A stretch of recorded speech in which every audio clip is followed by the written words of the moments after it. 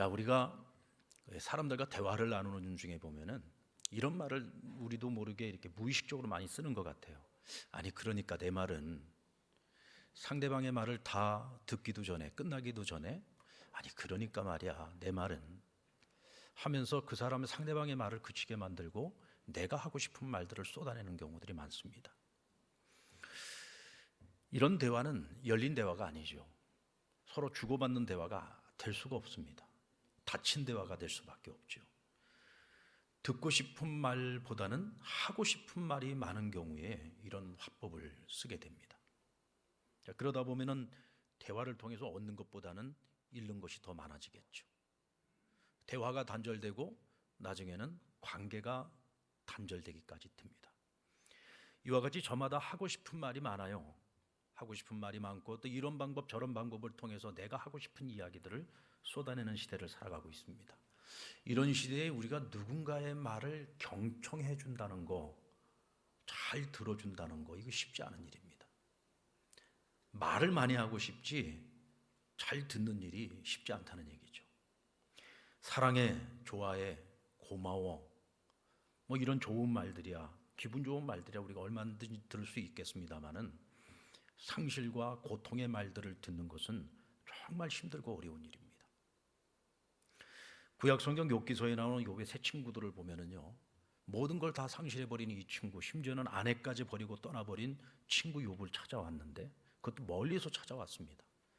그리고는 자그마치 하루 이틀도 아니고 일주일, 제 7일씩이나 이 친구 옆에 있으면서 침묵하면서 같이 있어줬어요. 아무것도 묻지 않았습니다. 그냥 같이 있으면서 그 친구의 고통에 함께 참여해 준 것이죠.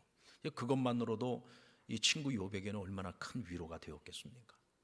그런데 이 7일 동안은 참 좋았는데 이 7일이 지나고 난 다음이 문제예요. 시간이 지나가면서 이 친구들이 욥에게 충고를 하기 시작합니다. 그리고는 욥과 논쟁을 하기 시작했습니다. 그러지 않아도 힘든 이 욥이 그 마음의 상처와 아픔들이 점점 더 증폭되기 시작한 거죠. 여러분, 이렇게 좋은 친구들인데도 불구하고 그 친구의 마음을 함께 공감하면서 들어준다는 것이 이렇게 어렵다는 것을 우리가 알 수가 있습니다. 들어준다는 것은 공감을 해주는 것입니다. 그래서 더 힘들어요. 공감한다는 게 뭐죠? 공감한다는 것은 그 사람이 가지고 있는 아픔, 상처, 괴로움, 고통, 이 모든 그 감정들을 내가 같이 느끼는 거예요. 그래서 때로는 그가 가지고 있는 그 고통이 나에게 그대로 전이 되는 경우들도 많습니다. 공감 연습의 저자인 레슬리 제이미슨이 쓴 책에 보면은 이 듣는다라고 할 때 이 한자에서 보면 들을 청자가 사람의 눈과 그리고 귀와 그리고 마음, 이 모든 것들이 하나가 돼서 하나의 건축물과 같은 의미를 갖는다라고 얘기를 해요. 그러니까 듣는 것은 그냥 사람이 하는 말만 듣는 것이 아니라는 거죠. 눈으로도 듣는 것입니다. 그 사람이 말을 할 때 표정이라든지 또 그 사람의 어떤 행동, 손짓 하나하나가 다 자기가 말하고 싶은 것을 이야기하고 있다는 거예요. 또 그 사람의 속 마음까지도 읽을 수 있다면 정말 우리가 잘 듣는다고 말할 수가 있겠죠. 그래서 마치 우리가 듣는 것은 하나의 건축물을 세우는 것만큼 우리가 많은 공을 들여야지 된다라고 말하고 있습니다. 솔로몬 왕은 왕이 되고 나서 제일 먼저 했던 일이 일천번제를 드리는 일이었습니다. 그 일천번제를 드릴 때 하나님이 기뻐 받으시고 한밤중에 솔로몬을 찾아와서 묻습니다. 내가 너에게 무엇을 해줄꼬? 이때 솔로몬이 요청한 것이 뭐죠? 듣는 마음이었습니다. 하나님, 저에게 듣는 마음을 주십시오. 듣는 마음을 주십시오. 내가 이제 왕이 되어 백성들을 섬겨야 되는데 당시에 왕이 백성들을 섬길 때 가장 중요한 역할이 뭐였냐면 판결의 역할이었습니다. 옳고 그름을 판결해 주는 일이었어요. 그러니까 내가 판결을 해주려면 백성들이 하는 말을 내가 잘 들어야 되는데 어떻게 잘 들어야 돼요? 구별해서 들을 수 있어야 돼요. 분별해서 들을 수 있어야 됩니다. 그 사람들이 하는 말만 들어서는 안 되고 그 사람의 속마음까지도 들을 수 있어야 올바른 판결을 내릴 수가 있다는 거죠. 그래서 내가 내리는 판결에 의해서 그 어떤 사람도 억울한 일을 당하지 않도록 하나님 저에게 지혜를 주십시오라고 구했던 겁니다. 하나님께서 그를 기쁘게 여기셨고 그가 구하는 지혜만 주신 것이 아니라 부귀 영화까지 그에게 선물로 허락해 주신 겁니다. 지금 우리 시대는요, 수많은 말들이 흘러넘치고 있는 시대입니다. 여러분들 과거에는 우리가 하나님 말씀을 듣는 것이 주로 어디에서 말씀을 들었어요? 내가 섬기고 있는 교회에 와서 내가 섬기고 있는 교회의 목사님들을 통해서 말씀을 들었습니다. 근데 요즘은 여러 많은 매체들을 통해서 우리가 하나님의 말씀을 들을 수 있는 그 기회가 너무 많이 생겼어요. 뭐 우리가 유튜브만 들어가더라도 개교회의 모든 또 이 그 유튜브 채널들이 다 있어서 우리가 들어가면 어느 교회 목사님 설교든지 우리가 다 들을 수 있는 시대가 되었습니다. 그 어떤 의미에서 보면 이게 굉장히 좋은 면도 있지만 또 다른 한편으로는 내가 골라서 듣는 시대가 된 거예요. 여러분, 하나님의 말씀은 하나님께서 주의 종을 통해서 그 주에 하나님이 우리가 꼭 들어야 될 말씀들을 기도하면서 준비해서 선포를 하는 것입니다. 이것이 내가 본교에서 듣는 말씀이라고 한다면 우리가 이런 유튜브 채널을 통해서 여러 다양한 목사님들의 설교를 들을 때에는 사실 우리가 골라서 듣는 경향이 많거든요. 골라서 듣습니다. 제목을 벌써 딱 보고 이 제목의 말씀 내가 한번 듣고 싶어. 내가 골라서 듣는 거란 말이죠. 뭐 그것이 나쁘다는 것은 아닙니다. 그러나 하나님의 말씀은 하나님이 우리에게 일방적으로 주시는 것이지 내가 듣고 싶은 것을 골라서 들을 수 있는 것은 아니라는 거죠. 뿐만 아니라 이제는 우리가 기독교적인 성경적인 그런 지식이라든지 또 여러 가지 많은 정보들을 얻는 채널이 굉장히 많아졌죠. 뭐 유튜브에도 들어가서 보면은 얼마나 많은 채널들이 생겼습니까? 수많은 콘텐츠들이 있어요. 기독교 관련된 콘텐츠들이죠. 그런 콘텐츠들을 통해서 우리가 지식도 얻을 수 있고 정보도 얻을 수 있는데 거긴 굉장히 유익한 부분들도 있습니다. 그러나 반면에 검증이 되지 않은 것들이 너무 많아요. 또 조회수를 올리려고 하다 보면 사람들이 점점 더 굉장히 자극적인 주제들을 많이 다루고 있습니다. 또 자극적인 주제를 다룰 때에 진리를 이야기하는 것이 아니라 사람들이 듣고 싶어 하는 이야기들을 해주는 거예요. 그러니까 조회수는 굉장히 많이 올라가고 결국은 조회수가 무엇으로 이어지느냐? 돈으로 이어지는 것입니다. 그러다 보니까 진리가 왜곡되는 것들이 너무 많습니다. 그래서 오늘 이 시대는 지식과 정보가 없는 시대가 아니라 지식과 정보가 너무 많은데 그것을 우리가 옳고 바르고 우리에게 유익한 지식과 정보를 잘 분별해서 들을 수 있는 지혜가 필요한 시대라는 것입니다.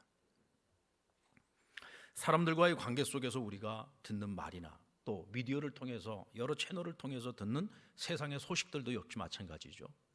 요즘은 모든 것이 조회수, 돈 이렇게 다 이어지다 보니까 사람들이 자꾸 자극적인 주제를 다루고 또 조회수를 올리려고 하다 보니까 점점 과장이 돼요. 포장이 됩니다.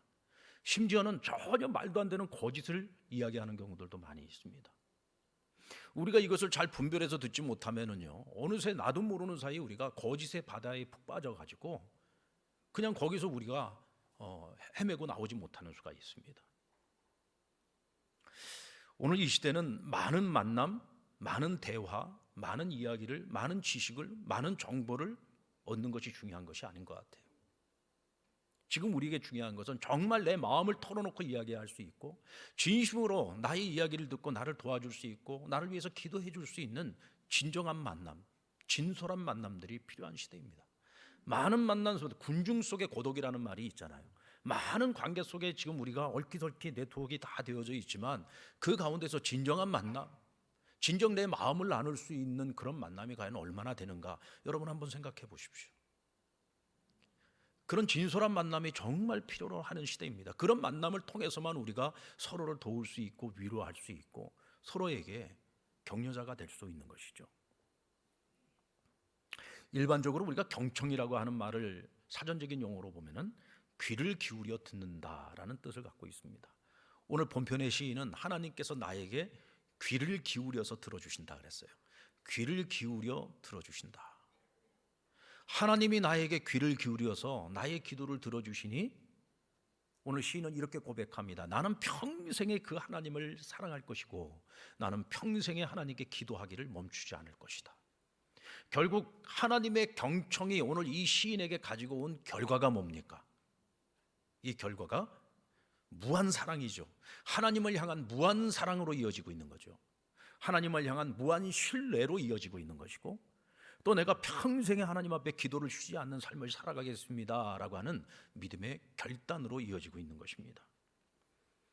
성경의 말씀 중에서 하나님께서 성도들에게 가장 많이 요청하는 말씀이 있어요. 그게 뭐냐면 기도 요청입니다. 기도해라, 간구해라, 도고해라, 또 부르짖으라. 예수님께서는 구하라, 찾으라, 두드리라, 뭐 다양한 기도에 관련된 그런 용어들, 표현들이 많이 있죠. 근데 그만큼 성경에는 기도하라는 말씀이 많다는 얘기예요. 그 왜 하나님께서 우리 보고 기도하라고 하십니까? 여기는 한 가지 전제가 있죠. 내가 들어줄게, 내가 경청할게, 내가 너희가 하는 그 기도의 소리를 듣기 위해서 귀를 기울여 줄게 라고 하나님께서 전제하고 있는 거예요. 약속하고 있는 겁니다. 그러면 하나님이 들으시려는 이유가 뭐예요? 왜 들으시겠다는 겁니까? 도와주시겠다는 거잖아요. 너희가 힘들고 어려운 문제가 있을 때 나한테 구해, 내가 들어줄게. 들어준다라고 하는 말은 듣고 끝나는 것이 아니라 내가 들었으니까 내가 힘 닿는 데까지 너를 도와줄게 라고 하는 약속이 전제되어져 있는 거죠. 여러분, 우리가 사람과 사람 사이에서도 너 나한테 힘든 거 얘기해봐, 내가 들어줄게. 들어준다는 얘기는 그런 의미예요. 듣고 끝나는 것은 듣는 의미가 없는 것이죠. 들어준다라고 하는 이야기는 듣고 내가 도와줄게 라고 하는 전제, 약속이 깔려져 있는 것입니다. 하나님과 우리 사이에서 경청이라고 하는 것은 신뢰관계를 형성하게 되고 그 관계 속에서 하나님은 우리의 간구에 응답해 주십니다. 하나님이 들어서 알았으니까 안 도와줄 수가 없죠. 도와주십니다. 위로가 필요한 자에게는 위로를 주시고, 문제 해결이 필요한 사람에게는 문제를 해결해 주시고, 또 길을 인도해 주기를 원하는 사람은 길을 인도해 주시고, 길이 막혀 있는 사람에게는 길을 열어 주시고, 하나님께서 들으셨으니까 하나님이 책임을 져 주시는 것입니다.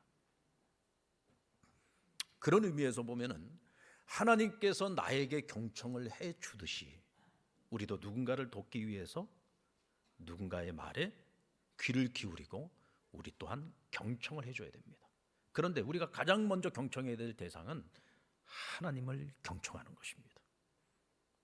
하나님을 경청해야죠. 우리가 사람과의 대화에서도 말하기보다는 사실은 듣는 것이 우선되어져야 됩니다. 그것이 성숙한 대화죠. 성숙한 교제입니다. 상대방에게 내가 내 말을 하기 전에 먼저 상대방의 말을 들어주는 것, 이것은 하나의 예의입니다. 하나님과의 관계 속에서도 마찬가지입니다. 내가 생각하는 것들을 하나님 앞에 쏟아내기 전에 먼저 하나님의 음성에 귀를 기울일 수 있어야 됩니다. 혹시 우리는 하나님께 예배를 드릴 때, 우리가 하나님 예배를 드린다고 하잖아요. 여러분, 하나님께 예배를 드릴 때 하나님께 무엇을 드리십니까?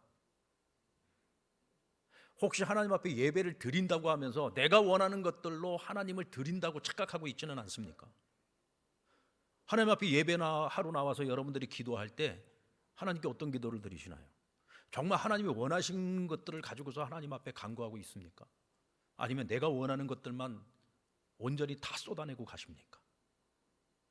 우리는 말로는 드린다고 하지만 사실은 우리는 지금 드리는 예배를 드리는 것이 아니라 내가 원하는 것들만 쏟아내고 마치 내 마음의 평안을 얻기 위해서, 자유함을 얻기 위해서 그냥 쏟아내고 가는 경우들이 많이 있단 말이죠. 과연 이런 예배가 신령과 진정의 예배가 될 수 있을까요? 하나님이 받으시는, 하나님을 기쁘시게 하는 진짜 참된 예배가 온전히 이루어지려면 우리는 먼저 하나님이 무엇을 원하시는지, 오늘 하나님께서 우리에게 하고 싶은 말씀이 무엇인지 우리가 그것을 듣기 위해서 귀를 기울이고 먼저 경청을 해야 되는 것이죠. 아멘. 이때 우리가 참 예배를 드릴 수 있는 것이고, 기도도 마찬가지입니다. 내가 하고 싶은 것만 쏟아내는 것이 기도가 아니라 하나님이 진정 원하시는 기도가 무엇인지, 내가 진정 하나님께 무엇을 구하기를 원하시는지 먼저 하나님께 귀를 기울이고, 그리고 하나님 앞에 기도할 때에 우리가 하나님이 기뻐 받으실 수 있는 온전하고 합당한 기도를 드릴 수 있는 겁니다. 우리의 모든 신앙의 행위가 다 마찬가지예요. 여러분들, 우리는 자기 방식대로 신앙생활을 하는 경우가 참 많습니다. 무엇이 진정 하나님이 원하시는 방식의 신앙생활인지를 우린 전혀 묻지도 않고 들으려고도 하지 않고 배우려고도 하지 않고 그냥 나는 지금까지 그렇게 신앙생활 해왔으니까 나는 그냥 이대로 쭉 나가면 돼. 그런데 그것이 하나님이 보실 때는 전혀 하나님의 방식이 아닌 거예요. 그러면 백날 신앙생활 해봐야 항상 어린아이의 발걸음에 머무르고 마는 것이죠. 하나님의 방식이 무엇인가? 이를 알기 위해서는 우리가 하나님의 음성, 하나님의 말씀에 귀를 기울이고, 그냥 단순히 귀만 기울이는 것이 아니라 하나님께서 우리를 돕기 위해서 귀를 기울이듯이 우리는 하나님 앞에 순종하기 위해서 귀를 기울여야 되는 것입니다. 아멘. 오스왈드 챔버스 목사님이 주님은 나의 최고봉이라는 책을 썼어요. 이 책에 보면 참 재미있는 표현이 나옵니다.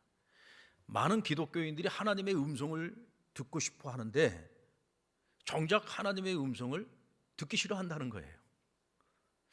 대체 이게 무슨 말 뜻일까?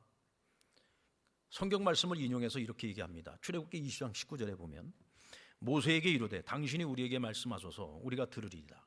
하나님이 우리에게 말씀하시지 말게 하소서 우리가 죽을까 하나이다. 이게 지금 이스라엘 백성들이 모세에게 지금 부탁을 하고 있는 거예요. 우리가 하나님 말씀 직접 듣고 싶지 않습니다. 당신을 통해서 하나님의 말씀, 하나님의 음성을 듣고 싶다는 거예요. 왜? 두려운 거죠. 모세를 통해서 하나님의 말씀을 들었을 때 우리가 불순종을 해요. 그건 내가 모세에게 불순종한 거죠. 하나님께 직접 말씀을 들었는데 우리가 불순종을 해요. 그건 내가 하나님 말씀에 불순종을 한 거예요. 이게 말이 안 되는 논리인데 지금 이스라엘 백성들의 머릿속에는 이런 논리가 지금 꽉 차 있어요. 그러니까 우리는 당신을 통해서 말씀을 듣고 싶다는 거예요. 하나님의 음성을.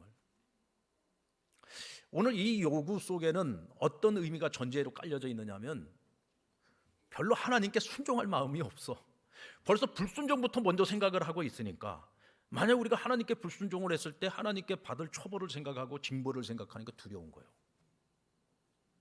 사람에게 불순종하고 하나님께 불순종하는 건 다르잖아요. 이런 사고방식이 지금 머릿속에 꽉 차 있는 거죠. 여러분 우리는 어떻습니까? 여러분들 하나님의 음성을 직접 듣기를 원하십니까? 하나님의 음성을 직접 듣기를 원하십니까? 아멘? 진짜로 아멘입니까? 도저히 내가 순종할 수 없는 명령을 하나님께서 나에게 말씀을 하셨다고 한번 생각을 해봐요. 그래도 듣고 싶습니까? 그래도 듣고 싶습니다라는 그런 마음을 가지고 있다고 한다면 아멘 하는 그 아멘은 진실한 거죠. 하나님 저에게 무엇을 명하신다 할지라도 제가 불순종하지 않겠습니다. 순종하겠습니다. 이런 마음의 준비가 되어져 있다면 우리가 하나님의 음성을 듣고자 하는 그 마음은 진실된 마음일 겁니다. 그런데 그러고 싶질 않아요. 내가 생각하고 판단을 해서 아마 이만하면 내가 순종하겠다 싶은 건 순종을 하고 이건 도저히 안 되겠습니다. 불순종하고 벌써 이런 두 가지 마음을 가지고 있다고 한다면 우리가 하나님의 음성을 직접 듣는다는 건 정말 두려운 일이죠. 여러분 금년 한 해 어떻게 살아가고 싶습니까? 하나님께서 우리에게 적극적으로 경청을 해주신다면 우리도 하나님께 경청해야 되지 않겠습니까? 순종할 마음을 가지고 하나님께서 도울 마음을 가지고 구하라 내가 들을게 라고 말씀하시되 우리는 하나님께 구하기 전에 먼저 하나님의 음성을 듣고 하나님께서 무엇을 명하시든지 제가 순종하겠습니다. 이 마음을 가지고 우리는 경청의 삶을 살아가야 할 것입니다. 여러분 그런 결단이 저와 여러분에게 있기를 바랍니다. 금년 한 해 이 가장 중요한 결단인 것 같습니다. 우리가 온전한 예배자로 살아가려면 하나님의 음성을 듣고 기도하기 전에 먼저 하나님의 음성을 듣고 우리의 모든 신앙의 모습이 내 방식이 아닌 하나님의 방식을 따라서 주님과 함께 선한 동역을 하면서 살아갈 수 있기를 바랍니다. 우리가 이 하나님의 음성을 잘 듣는 방법 몇 가지가 있는데 첫 번째는 나의 생각과 고집을 내려놓고 들어야 됩니다. 그렇죠. 내 생각 내 고집이 있는데 내 생각 내 고집이 있으면 하나님 말씀을 들을 때요 이거 빼고 저거 빼고 주님 그만하면 됐습니다. 그만하면 됐습니다. 그리고는 자꾸 하나님 말씀을 내가 막아버리죠. 그래서 우리는 내 고집 내 생각을 내려놔야 되는 거예요. 그리고 두 번째는 듣기 싫어도 끝까지 들어야 됩니다. 이만하면 됐습니다. 아니요. 하나님 말씀을 끝날 때까지 들어봐야 됩니다. 아멘. 그리고 하나님 내게 무엇을 말씀하신지를 정확하게 들어야 돼요. 어떤 분들은 그럽니다. 예배 마치고 나서 목사님 오늘 은혜 많이 받았습니다. 그러면서 은혜 받은 이야기를 하는데 오늘 말씀하고 전혀 상관없는 이야기를 하는 경우가 있어요. 대체 뭘 들으셨는지는 모르겠는데 그러니까 이분은 말씀을 듣는 중에 내가 듣고 싶은 것만 들은 거예요. 내가 듣고 싶은 거 하나님이 하고 싶은 말 하나님이 말씀하시려고 하는 것을 들은 것이 아니라 내가 듣고 싶은 말만 골라서 들은 거죠. 이건 여러분 우리가 열심히 들은 것 같은데 잘못 들은 겁니다. 그리고 순종할 자세로 들어야 된다. 이 외에 다른 길은 없습니다. 여러분, 경청을 원하십니까? 오늘 이 길 외에는 다른 길이 없습니다. 마음에 잘 새기셔서 경청의 삶을 살아가는 저와 여러분 되기를 바랍니다. 그리고 우리는 하나님께서 경청을 통해서 우리를 도와준 것처럼 우리도 누군가를 돕기 위해서 들을 수 있어야 합니다. 그 도와야 될 사람이 사랑하는 가족이기도 하고 또 친구일 수도 있고 또 믿음의 형제 자매, 우리 신앙 공동체 안에서 우리가 서로 듣고 도와야 될 사람들이 있죠. 때로는 하나님께서 우리에게 도우라고 붙여주는 사람들도 있습니다. 중요한 것은 우리가 그들을 제대로 도우려면 그들의 소리를 정확하게 들을 수 있어야 된다는 거죠. 때로는 우리가 돕는다고 열심히 도왔는데 그 도움이 그들에게 도움이 되는 것이 아니라 오히려 짐이 되는 경우도 있어요. 나는 위로한다고 한 말이었는데 그것이 상처가 되기도 합니다. 어느 목사님의 글을 읽으면서 참 공감되는 이야기가 있어서 소개합니다. 교회 청년부에 얼굴에 화상을 입은 자매가 있었어요. 근데 이 자매의 친구가 있는데 이 친구가 이 자매를 너무 긍휼히 여겨요. 그래서 뭔가 좀 도움을 주고 싶어. 그래서 책을 한 권 사서 좀 선물을 하려고 마음을 먹고 담당 목사님에게 찾아갔습니다. 목사님, 그 자매를 좀 돕고 싶은데 어떤 책을 선물하면 좋겠습니까? 저에게 한 권 좀 추천을 해 주십시오라고 부탁을 했어요. 근데 이미 이 자매는요, 마음속에 내가 어떤 책을 선물해야 되겠다고 벌써 머릿속에 생각을 하고 있었습니다. 여러분, 어떤 책을 선물하고 싶었을까요? 이 같은 아픔을 신앙 안에서 잘 해결했던 이지선 자매라고 있습니다. 그가 쓴 책 지선아 사랑하라는 책이 있어요. 그 베스트셀러인데 내가 그 책을 사서 선물해야지라는 마음을 먹고 그러면 그걸 그냥 사서 선물하면 되는데 또 목사님한테 가서 물었네.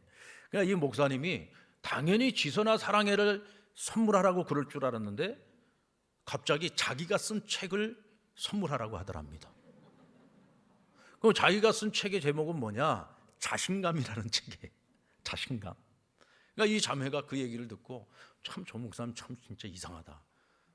그 자매한테 진짜 필요한 책을 줘야지. 자기가 쓴 책이라고 자신감을 사주라 그러면 어떻게 해? 그리고는 서점에 가면서 자신감을 사러 갔을까요? 지선아 사랑하를 사러 갔을까요?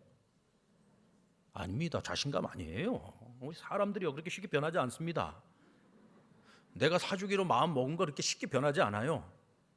지선아 사랑하를 사줘야지 마음을 딱 먹고 서점에 갔어요. 근데 갔더니 당시의 베스트셀러 너무 책이 다 팔려버린 거야. 품절이 됐습니다. 근데 옆에 보니까 그 목사님이 추천해줬던 목사님 책 자신감은 이렇게 쌓여 있는 거예요. 이거 어떻게 해야지 하다가 책이 없는데 어떻게 해요? 그래서 자신감을 사가지고 예쁘게 포장을 해서 그 친구 자매에게 가서 선물을 합니다. 그러다 이 친구가 선물을 받으면서 묻습니다. 혹시 이 책 지선아 사랑해 아니에요? 순간 뜨끔했습니다. 그래서 순발력을 발휘해서 아니야 지선아 사랑해가 아니고 이 책은 자신감이야 라고 얘기해 줬어요. 그랬더니 이 화상을 입은 이 친구가 고마워. 사실 나 지선아 사랑해 16권이나 있어.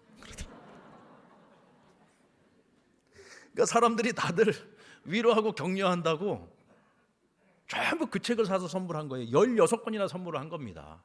그러니까 이 자매의 입장에서는요, 그 16권의 책이 위로의 선물이 아니라 짐인 거예요. 짐인 겁니다.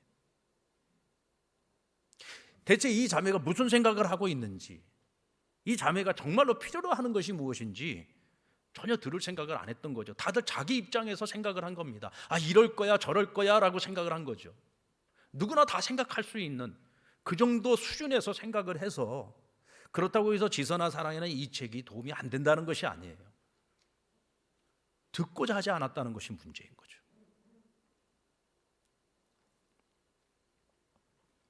결국 들어준다는 것은 내가 듣고 싶은 말을 상대방이 하게 만드는 것이 아니라 상대방이 정말 하고 싶은 이야기를 할 수 있을 때까지 기다려주는 것이 들어주는 겁니다.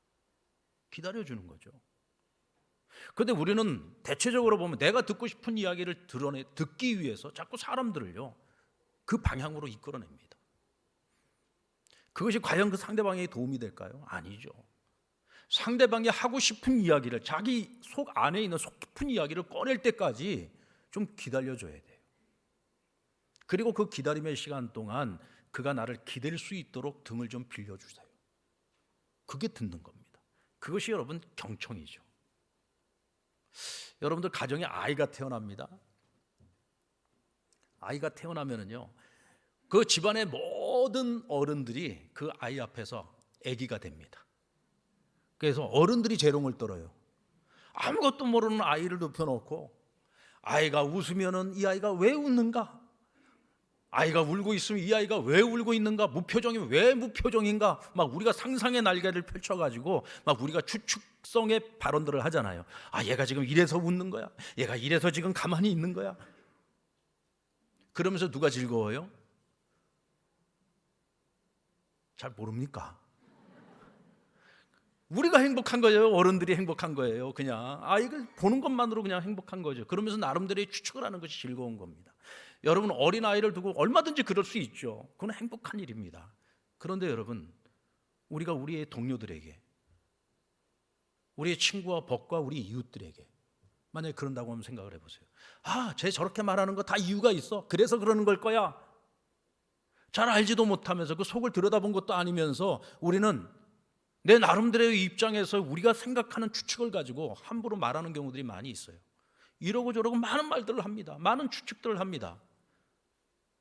그것이 여러분 그 사람에게 얼마나 큰 상처가 아픔이 되는 줄도 전혀 모르면서 그냥 마구 쏟아내는 수많은 말들이 있단 말이죠. 우리가 이런 실수를 참 많이 하고 살아요. 왜 이런 실수를 하지요? 처음부터 우리가 들을 생각이 없어요. 들으려고 하지 않습니다. 그 사람이 진짜 하고 싶은 말이 무엇인지 관심이 없습니다. 그냥 내가 원하는 것만 듣고 끝내버립니다. 여러분, 우리 신앙 공동체 안에서 우리가 서로 만나고 교제하고 서로 대화를 나누고 또 우리가 서로 간에 속 깊은 이야기들을 같이 나누고 할 때에 여러분, 상대방이 그 이야기를 끝내기 전까지 말을 끊지 마시고 또 그 사람이 속에 있는 깊은 이야기까지 나눌 수 있는 깊은 관계가 될 수 있도록 여러분 나를 오픈하고 끝까지 들어주고 경청할 수 있는 저와 여러분 되었으면 좋겠습니다. 그러면 금년 한 해 동안 우리는 이 공동체 안에서도 더 많은 우리의 신앙의 벗들을 만들어가게 될 겁니다. 함께 기도하고 서로 속 깊은 이야기를 같이 나누면서 진짜 그 사람의 그 필요가 무엇인지를 알고 그 부분을 채워주고 도와줄 수 있는 그런 믿음의 벗들을 더 많이 갖게 될 겁니다. 그러면 여러분, 우리 신앙생활이 얼마나 따뜻해지겠습니까? 교회 생활이 얼마나 따뜻해지겠습니까? 우리 인생 살아가는 것이 얼마나 따뜻해지겠어요? 또한 우리는 세상의 소리에 귀를 기울일 때 알고자 하는 욕망보다는 돕고자 하는 소망을 가지고 들어야 합니다. 여러분, 세상에 얼마나 많은 정보들이 있어요. 매일같이 아침에 딱 눈 뜨는 그 순간서부터 하룻밤 사이에 일어난 세상의 온갖 일들이 우리 인터넷 딱 들어가 보면 쫙 떠 있습니다. TV를 통해서, 뉴스를 통해서도, 신문을 통해서도, 여러 가지 채널을 통해서, 여러 가지 통로를 통해서 우리에게 끊임없이 많은 정보들이 우리에게 전달이 되죠. 그런데 여러분들, 그 정보를 우리가 들을 때 어떤 마음으로 듣습니까? 어떤 마음으로 듣습니까? 저도 오늘 제가 가만히 생각을 해보니까 그런 수없이 많은 정보들을 들을 때 그냥 정보를 듣는 것으로 끝나는 경우가 많더라고요. 예를 들면 이런 겁니다. 강 건너에 불이 났습니다. 강 건너 불이 났어? 불 났네? 야, 저기 저 불난 사람 저거 힘들겠네? 가진 거 다 불타버렸겠네? 여기서 그냥 끝나버려요. 여기서 끝나버리면 뭐예요? 우리는 강 건너 불 구경한 겁니다. 여러분, 이것은 또 다른 모습의 죄죠. 안 봤으면 모를까? 안 들었으면 모를까? 우리가 들었고 보았습니다. 그럼 어떻게 해야 되죠? 하나님께서 왜 우리 보고 부르짖으라고 말씀하셨습니까? 도와주시려고 부르짖으라고 한 거죠. 그래서 들으신 겁니다. 우리가 세상의 귀를 열고 세상에 고통과 아픔이 있고 또 힘들고 어려운 사람들의 이야기, 그런 소식들을 우리가 들었을 때 우리는 강 건너 불구경하듯이 하면 안 되죠. 그건 죄예요. 또 다른 죄의 모습입니다. 우리는 어떤 모습으로 들어야 될까요? 돕고자 하는 마음을 가지고 들어야 됩니다. 여러분, 불이 났습니다. 어떻게 해야 됩니까? 봤으면, 들었으면 불났다, 끝. 그러면 안 되죠. 물 한 바가지라도 떠다가 불을 끌 수 있도록 도와줘야 되지 않겠습니까? 아이고, 내가 물 한 바가지 떠다 준다고 해서 불이 꺼집니까? 여러분, 100명이 보고 들었습니다. 1000명이 보고 들었습니다. 10,000명이 보고 들었습니다. 그들이 가만히 있지 않고 한 사람 한 사람이 바가지를 들고 가서 물 한 바가지씩만 퍼가지고 갔다가 끼얹으면은 그 불을 빨리 끌 수 있지 않아요. 근데 대부분의 사람들은 뭐 나 하나 움직인다고 해서, 나 하나 손 내민다고 해서, 나 하나 도와준다고 해서 무슨 기적이 일어나? 우린 대부분이 이런 생각을 가지고요, 세상에서 일어나고 있는 큼직큼직한 그런 사건들이 있을 때 그건 나와 전혀 상관없는 일이라고 생각을 하고서 그런 세상의 소식들을 접하고 있어요. 똑같은 소식을 매일 보고 있습니다. 그러나 이건 그저 흥미거리로 보고 있는 것이지, 내가 그런 정보를 들으면서 내가 정말 그들을 아파하고 공감하면서 돕고자 하는 마음으로 그것을 접하는 것이 아니에요. 우리 그리스도인들은 그렇게 살아서는 안 된다는 거죠. 왜? 우리는 세상의 빛이니까, 세상의 소금이니까. 우리는 그 사명을 가지고 이 세상을 살아가고 있는데, 그저 우리는 단순히 세상의 정보 하나도 그냥 흘려보내서는 안 되는 거죠. 여기에 우리의 사명이 있는 것이죠. 우리의 책임이 있는 것입니다. 그래서 우리가 기도하지 않습니까? 하나님, 저 우크라이나 땅에 빨리 평화가 임하게 해달라고. 기후이기 때문에 온 세계에 지금 그러지 않아도 가난한 나라들은 더 힘든데 가난한 나라들이 더 힘들어지고 있습니다. 하나님, 먹지 못해서 죽어가고, 기아로 죽어가고, 마실 물이 없어서 죽어가고, 어린아이들이 배울 기회마저 다 잃어버리고, 하나님 너무 가슴 아픕니다.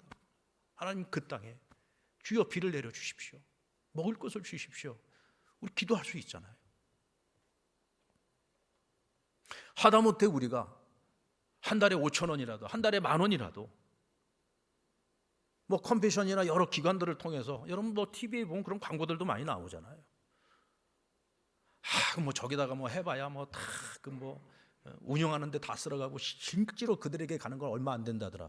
여러분, 얼마가 안 가더라도 해야죠. 해야죠. 사실 그런 기관들이 없으면 또 그 일을 누가 하겠습니까? 교회에서 우리가 함께 나누고 구제하고 베푸는 일을 한다고 했을 때에도 나 하나쯤이 하는 마음이 아니라 나 하나부터 힘을 보태면 우리가 더 귀한 일을 할 수 있지 않겠습니까? 여러분, 강 건너 불 구경을 하는 것은 죄입니다. 그러나 물 한 바가지라도 떠서 함께 우리가 불을 끄기 위해서 힘을 합친다면 그것은 하나님의 일이 되는 것이고 하나님께 기쁨이 되는 것이, 이웃의 그 눈물을 닦아주고 이웃의 슬픔을 위로해 줄 수 있는 것입니다.